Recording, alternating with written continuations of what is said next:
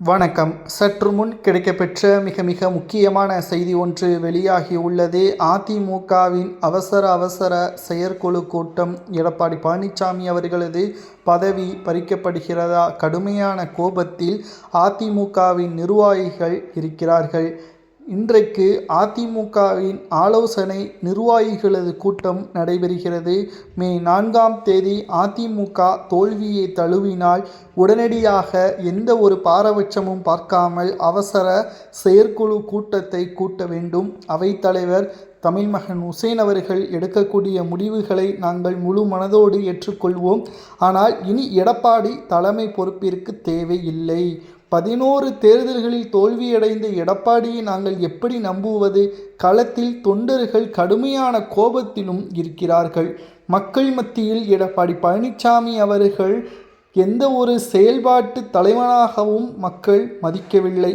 அதற்கு காரணம் அவரது செயல்பாடுகள்தான். அதிமுகவின் நிர்வாகிகளுக்கு செய்த துரோகம், OPS வைத்திலிங்கம், மனோஜ் பாண்டியனுக்கு செய்த துரோகம், தென் மாவட்ட மக்களை குறிப்பிட்ட சமூகத்தினருக்கு எதிராக செய்த துரோகம் என்று சொல்லிக்கொண்டே போகலாம்.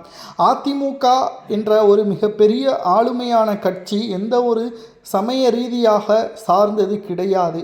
அனைத்து சமுதாய மத மக்களும் ஒட்டுமொத்த மக்களுக்கு சேவை செய்ய வேண்டும் என்ற நோக்கத்துடன் எம்ஜிஆர் அவர்களால் தொடங்கப்பட்ட கட்சிதான் அதிமுக.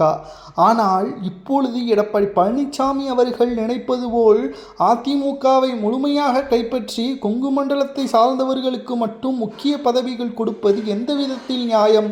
இதனால்தான் கள நிலவரம் அதிமுகவிற்கு சாதகமாக இருந்தாலும் கூட எடப்பாடி தலைமை வகித்தத ஒரே காரணத்தினால் மக்கள் அதிமுகவை எதிர்த்து வாக்குகளை செலுத்தியுள்ளார்கள்.